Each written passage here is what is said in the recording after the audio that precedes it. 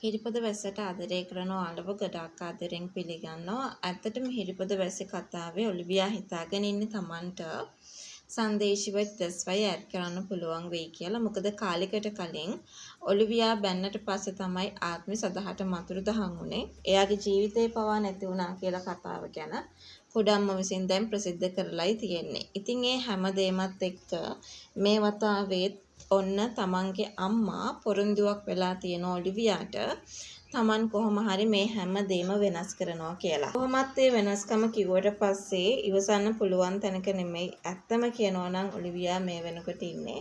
ඔලිවියා මේ වෙද්දි හැම දෙයක්ම ගැන පැහැදිලි දේවල් ටිකක් කතා කරලා තිබුණා කියන කතාව ගැන තමයි අද අපිට මේ මතකයත් එක්ක කතා කරන්න අවස්ථාවක් හදලා දීලා තිබුණේ කියන කතාව ගැන අද අපි විශේෂම කාරණා ටිකක් එකතු වෙලා කතා කරන්නට සූදානමක් තියාගෙන ඉන්නවා කියන කතාව ගැන තමයි අද අපි හැමෝම මේ වෙලාවේදී ඔයව දැනුවත් කරන්න සූදානම් වෙන්නේ. ඇත්තටම මගේ අනුමානය හරිම තාත්විකයි කියලා මට 100%ක්ම හිතෙනවා. ඉතින් දැන් තියෙන තත්ත්වය අනුව ඔලිවියා හිතාගෙන හිටියේ දිදැස්ව ආත්මගෙන් ඈත් කරන්න පුළුවන් වේවි කියලා. ඒක ඒ විදිහට කරන්න පුළුවන් දෙයක් වෙන එකක් නැහැ කියන ඒ කතාව ගැන විතරයි අපිට මේ වෙලාවේ සඳහන් කරන්නට chance එකක් තියාගෙන ඉන්නෙත් කියන කතාව ගැන මම මේ මොහොතේදී ඔයාලට මතක් කරන්න ලෑස්ති වෙනවා. විශේෂයෙන්ම සංදේශිව දැන් අම්මා පැත්තත් අරන් තියෙනවා ආශිර්වාද ලැබිලා තියෙනවා අම්මගෙන්. ඒ වගේම සංදේශත් දෙස්කි බැඳීම තවත් ශක්තිමත් වෙනවා දුර්වල වෙන්නේ නැහැ.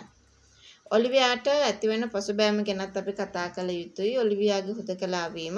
ඔලිවියා කොච්චර උත්සාහ කළත් දැස් සහ ආත්ම අතර තියෙන අවංක ආදරය බින්දින්න බැරි වුණාම අන්තිමට එයාට ඉතිරි වෙන්නේ ලැජ්ජාව සහ පරාජය විතරක් වේවි. හැමෝම ඉදිරියේ එයාගේ කූට උපායන් හෙළි වුණොත් එයාට සමාජයේ පවා කොන් වෙන්න සිද්ධ වේවි. තිදැස් සහ ආත්මිකේ බැඳීම. අභියෝගය එන්නම තිදැස් සහ ආත්මික කෙනකාට තවත් ලං වෙනවා. පවුලේ අයගේ විශේෂයෙන්ම තිදැස්ගේ අම්මගේ සහයෝගය, ආත්මිකේ නන්දගේ සහයෝගය ඔවුන්ට ලැබෙනවා. ලොකු ආරක්ෂාවක් මේ තුලින් ලැබිලා තියෙනවා. ආත්මික ශක්තිමත් වීම කලින් වගේ නෙවෙයි. දැන් ආත්මි තමන්ගේ ආදරය වෙනුවෙන් පෙනී ඉන්න තරම් මානසිකව ශක්තිමත් වෙලා ඉන්නේ. ඔලිවියා මොන දේ කළත් ආත්මි ඒවට නොසලී මුහුණ දෙන එක අපිට ඉදිරියේදී බලා ගන්න ලැබේවි කියලායි මම ඔයාලට කියන්නේ. ඇත්තම කියනවා නම් තිදැස් සහ ආත්මිකේ ලස්සන ආදර කතාවට අපිට ඉදිරියට බලා ගන්න පුළුවන් දැන් වගේම ඔලිවියා තමන්ගේ වැරදි හදාගෙන අයින් වෙයිද නැත්නම් තවත් ප්‍රශ්න ඇති කරයිද කියන එක තමයි දැන් තියෙන ලොකුම කුතුහලය.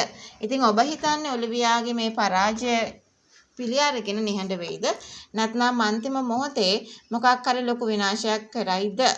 ඉතින් ඔලිවියා තිදැස්ගෙන් දරුණු ලෙස බැනුම් අහන අවස්ථාවක් ගැන අපිට මතක් කරන්නත් ලැබේවි කියලයි මම ඔයාලට කියන්නේ.